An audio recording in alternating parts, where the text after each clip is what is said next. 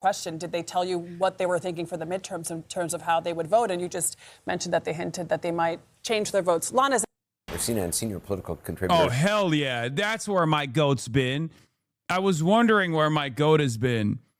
I love that they have center right and far right represented perfectly on this panel, by the way. Van Jones and Scott Jennings are the ones that are doing the diner, the Fox and Friends style, diner voter bullshit. Van Jones and Scott Jennings have been pounding beers and eating popcorn and watching the State of the Union. They're doing a special CNN voter live cast. Saginaw was one of 2 counties in that crucial swing state to flip from Biden to Trump. And Michigan is home to several key midterm contests later this year. Tonight, Van and Scott are joined by 10 voters, 4 Democrats, 4 Republicans, and 2 independents who watched tonight's speech. Van and Scott, walk us through the reaction in the room to the president's address. Well, half of us were miserable, and the other half were delighted. And we're going to get a chance to hear from everybody. Look, I think the most important thing I can say is that people here who are not in Washington, D.C., who are on the ground, look at this stuff very, very differently. You did not like this speech at all. Tell me why.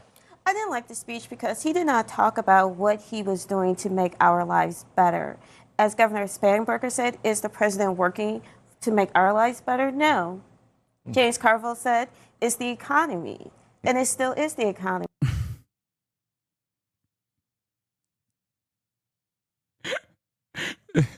She said James Carville. Oh, my God. He's not talking about that at all. I love being an authentic Democratic Party voter who brings up James fucking Carville. Wait, what about the? I mean, these are the most like this is blue MAGA, okay? So let's see what she has to say about Sodu as a clear-cut blue MAGA voter. Trump accounts. What about the tax cuts? Did that move you at all? Did that make you feel like he's on your side? No. No, it did not. Why not? He talked about the health care plan. Where is his health care plan? People's health insurance premiums are going up. What is he doing for that? What is he doing for our seniors? And just left you flat. But Erica, you are a Trump supporter. You liked the speech, and you had some positive things to say. What did you think? Yep, I'm glad he addressed the tax breaks. I haven't done ours yet, but I know there will be a huge change with the children tax break, and my husband works a lot of overtime, so I'm excited to see. Like, I do want to say something. Even though Democratic Party voters are closer to the correct side of the argument, their blind fealty demonstrated by blue MAGA is technically no different than the blind fealty being demonstrated by red MAGA, right? Like when they say like, oh, he had no approach to, like the Abigail CIA Burger speech was fantastic. Donald Trump had no approach to healthcare. Okay, you're not wrong. Donald Trump doesn't have a decent approach to healthcare at all. But it's not like Abigail Spanberger came out and was like, we're going to do Medicare for all. We have a real approach to healthcare. They don't. They didn't communicate that. They might have an approach to healthcare. They're just not communicating it. Okay? So in some ways, it's just team sports for a lot of these people. They don't actually tunnel in on the policy. What that does. I think no senior should pay Social Security taxes. And then I liked how, I wish he would have stayed more on Iran because I was already wondering and trying not to worry about it, but kind of not paying attention. Iran. But it sounds like he said if they're not going to go to nuclear, we don't have to do the FA. Find out. We don't want to find out. Yeah, he said his preference was diplomacy. Right. Yeah. But he will find out if he has to. Yeah. Well, I'm so curious about how you saw it. The thing that Iran is crazy. Iran is literally a Turkish beverage. Like she didn't even say Iran. She said Iran. That I missed the most was a focus on the economy and looking forward. And Supreme Court struck the tariffs down, and he's going for another round of tariffs. And I also think that's the wrong direction. Tariffs cost our company a lot of money. Our costs are up, and we need to control our costs. And, without, raising rates, we can't give raises to our employees. We can't help them. So I'm stuck in that kind of vicious cycle of raise the rates, prices go up, raise the rates. And, how do we continue that? So he didn't help you at all on the tariff stuff at all. But you said that you enjoyed this speech and that there were moments that moved you. What moved you about this speech? Let me guess. When he gave a Medal of Honor to the National Guard, when he gave a Purple Heart to the National Guardsmen, when he gave a Medal of Honor to the fucking brave soldier, when he said stand up if you're not gay, and then the Democrats sat down and they didn't stand up. When the hockey team came out, I was like, wow, we got the gold. It was so sick. Celebrating people is always good, but again, that 18 trillion investment, the 25 million in Trump accounts. But I did hear something on the health care, right? We have a law. Never mind. He didn't. He went nutty mode with it. The Obamacare, the ACA, and we don't have we don't have a way around it, and it's really just pooled care. Yeah, no, it's great. Democrats offer subsidies to the private health insurance marketplaces, and the Republican approach is just destroy it altogether. Okay, the Republican approach is just like give me back the money. And deregulate healthcare further. I love living in the dumbest country on the fucking planet. That's gone up every year, and this most favored nation, he's taken a stab. I swear to God, the Republican strategy is literally identify the problem and then literally identify the symptom and then demand more of the very same problem that makes the symptom worse. When it comes to gun violence in this country, what is the Republican solution to gun violence in this country? More guns. Well, that's the reason why there's gun violence in the fucking country, isn't it? Nope. We have to literally make it worse. Same with healthcare. Deregulation instead of more regulation, complete regulation, completely off making healthcare a government-funded project is the real issue here. Democrats want to offer more subsidies to the private healthcare providers. Republicans want to deregulate it further. One is objectively worse than the other. But the real alternative here is not to just continue offering subsidies over and over again to the private healthcare system. It's to break the private healthcare system in its entirety and offer it in the hands of the government. But lowering the cost for us. And unless the legislature acts, he's at least doing something that's going to hit our pocketbook. I think the part of the speech that's probably going to live on for most Republicans is when he asked the Congress, stand up if you think your duty is first to American citizens before illegal aliens. Republicans stood up. It gave him his most sustained applause for the night. I suspect, Van, you're going to see this in a lot of campaign ads, that Democrats wouldn't stand up. What did you all think of the showmanship of that, or of sort of the spectacle of trying to get Democrats to stand up for that? I swear, dude, I'm telling you, they treat the audience like they're a bunch of fucking baboons. And honestly, the audience is a bunch of baboons on the Republican side, especially. Like that's it. Because Scott Jennings knows that Republicans are fucking disgusting hogs, servile little piggies. And that's what he's farming here. And honestly, he's not wrong. He's not fucking wrong. And it's crazy because like the CNN news coverage on this should be a little bit more educated, right? Like it should be a little bit more bipartisan even. I think the point, I think that you know, and it may have gotten a little muddled, but you know, in the showmanship, but I think his point is valid. Everybody in that room represents the citizens in this country. Oh. And are you doing your job? He should, you know, the governor asked, is Trump doing the job? Is Trump doing his job? Is Trump doing right by American citizens? No, he's not. He's occupying American cities. He's killing American cities. He's killing American citizens in the process. He's taking tens of billions of dollars and funding his own personal, private, unaccountable militia. What are you talking about? How is that even remotely beneficial to you? Explain to me how that is beneficial to you as an American taxpayer. You're getting robbed and you're literally thanking the robbers in the process. Donald Trump is not even hiding the fact that he is looting the rotting corpse of America at the behest of himself and his favorite butt buddies. Okay? pedophilic elite billionaires. He's defending them with his DOJ. He's refusing to name co-conspirators. He's throwing setback after setback in front of the American public, learning about who's actually responsible for these heinous crimes. He's literally invading countries. He's waging wars after saying he wasn't going to fucking do wars at all. And none of those wars are actually beneficial for Americans anyway. And all it takes for these dumb fucks is literally, oh, stand up. Stand up if you love America. See, they didn't stand up. I cannot believe how fucking stupid the average American is. It blows my goddamn mind. He's a white bald guy speaking about the 18 trillion. Is literally a Republican operative. He's running the Michigan Senate Republican primary twice. He's doing the pretend to be a swing voter lie that happens every time CNN sources a panel. Somehow they always find Republican politicians that they present as swing voters every time. Exactly. That guy back there.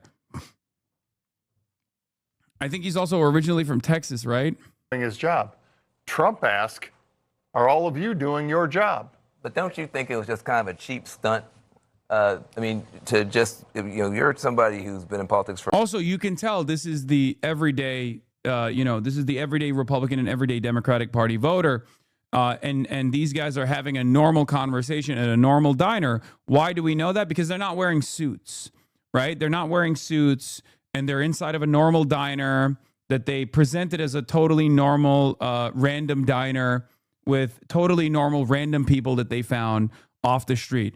I just want you to understand, we're communicating to you that this is not a set, okay? This is not a set. This is not everyday Van Jones, because he doesn't have the I stand with Israel pin on his suit jacket, right? This is Van Jones after dark, right? It's authentic. It's real, okay? I need you to understand how real this is. For a long time. To me, it seemed like a stunt. No matter what Trump told Democrats, stand up if I say anything. If he said stand up if you like puppies, they would have said we like kittens. I mean, there's no way they were going to stand up. So to me, he was just trying to make Democrats look bad. But should they have stood up, Pastor? The role should be to unify the country. And I think this was the opportunity for us to come together as one. We're not a states of red or blue states, but we're the United States. And this was Would you have stood up if you were a Democrat and Donald Trump said stand up if you are against illegal immigrants, whatever he said? Would you have stood up? I would have respected our country, and I would have stayed.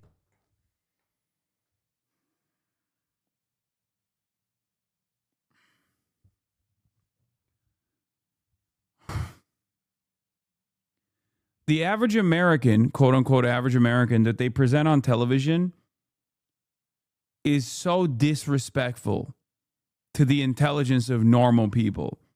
Like, they find people dumber than dirt, brother. I swear to God, they find people dumber than dirt to be like, this is the average American. Look, you're just like him. It stuck to my standards. I would have stayed to my who I know who I am, and left it at that. He should be a politician. He's a better politician than me. Wait a minute. All right. We have a minute left here. We're in Michigan. Yeah. We are in Michigan. Yeah. We can see Canada from here, almost. Kind of. Did everybody love the hockey team? Let's do it. Yes, this unified America.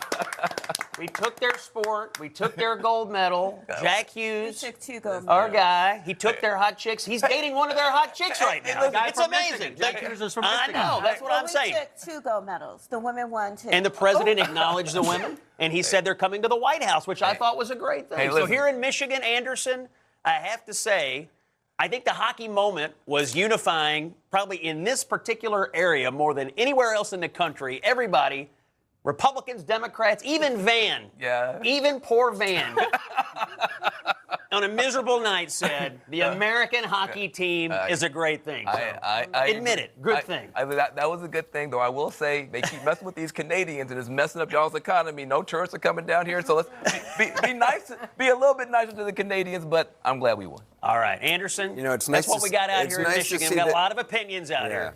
It's nice to see the heated rivalry between you guys. You can watch it later, Scott. See. My panel is My panel is here with me in Washington. I do want to play something that President Trump said about affordability. Yeah, I mean, this person says, God, dude, we're so fucked, just endlessly held hostage by the dumbest motherfucking constituency the world has ever seen, known only as the elusive swing voter. The reality is that guy is not a real swing voter, okay?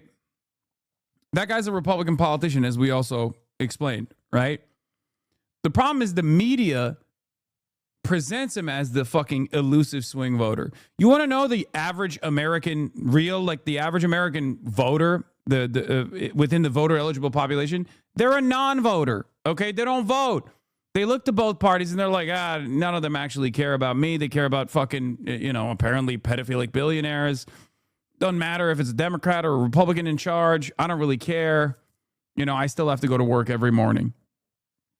That is the most common voter eligible person, okay? The common voter eligible population, the average American, just doesn't vote. You know many of them, okay? We play this song and dance on television, acting as though these are the real, the real movers and shakers. There is a tremendous number of voters out there that just don't fucking vote, partially because of the Electoral College, partially because they don't think either party represents their interests at all. And honestly, the way that the Democrats communicate what they're going to do kind of leans into that voter apathy. And that's precisely the problem I'm trying to fucking work out here. That's why harm reduction narratives don't fucking work. That's why it doesn't work. Because saying that you're simply a little bit better, saying that you are going to be moderate, saying that you're going to be the diet version of the Republican Party is a demonstrable failure in terms of getting these people to come out and fucking vote. Which is obviously something that the governor spoke about as well. Let's watch. The same people in this chamber who voted for those disasters suddenly used the word affordability, a word, they just used it. Somebody gave it to them, knowing full well that they caused and created the increased prices that all of our citizens had to endure. You caused that problem. You caused that problem. They knew their statements were a dirty, rotten lie. Their policies created the high prices. Our policies are rapidly ending them. That I will soon be presenting Connor with our highest civilian honor, which we will be given and which has been given to many athletes over the years. But when I say many, not too many, like 12, it's called the highest civilian honor in our country, the Presidential Medal of Freedom. It was the thought about hockey. You know what I thought was actually really... Wow. Manny, this is my first time really watching you, and I don't think I ever want to learn about politics again. This is all so stupid, Lamau. No, dude, there is an alternative vision out there, okay? This guy literally said this and then unfollowed. This guy became the apathetic non-voter. Literally, he tuned in, saw how fucking awful American politics is, and tuned out instantly. Wait, no, I didn't? Oh, okay, never mind. It just doesn't show that you're following still. I don't know why. Bro said Bro saw one CNN panel and was like, I'm out. I never want to look at this ever again. Interesting, just listening to those voters and Americans. They were really focused on the economy. And I think that the red meat applause lines that Scott mentioned about stand up if you believe that you're supposed to be working for U.S. citizens, that definitely works really well for the partisans. But the regular people, their takeaways were all about the economy. They were about healthcare. They were about tariffs. They were about the cost of living. They were about exactly what we've been talking about this whole time. And I think that is very instructive, because that moment where Trump got his biggest applause line in the room I don't know if it will resonate as much as the White House might want it to be, and it certainly is not going to be the thing that this midterm is going to be fought I think on. one of the problems that he has is that people see these things as distractions. They don't think he's focused on the thing that that is most important to them, the thing that was most important to them when they elected him. They don't think he's delivering on that. And even the things that his supporter mentioned there, there is not $18 trillion in new investments here. Everybody knows the economy in their communities have slowed. They're worried about their jobs. This most favored nation piece on drugs applies to like 40 drugs of the 23,000 prescription drugs are out there. So people know they're not paying less for their prescriptions. And I think that is the challenge, because he is selling something that they don't feel or see, and they don't think he's really focused on. Well, let's unpack this. We got like 30 seconds. His line, their policies created the high prices, our policies are rapidly ending them. That is going to be the line that they keep driving, which is they are responding and trying to bring down what Biden brought to them, which was pain. First Trump administration, unrivaled economic success that drove him back to the White House. That's the reason why he got elected this time. So the assumption here was that he would deliver bigly. And the American people are yet to feel that. And without feeling it, no visual, no audio will move them off of that unless they can feel it. That's what Republicans have to. The reason they had those expectations was because he set those expectations and said that he was going to deliver quickly, that he was going to bring down costs, and he did not do that. Now on the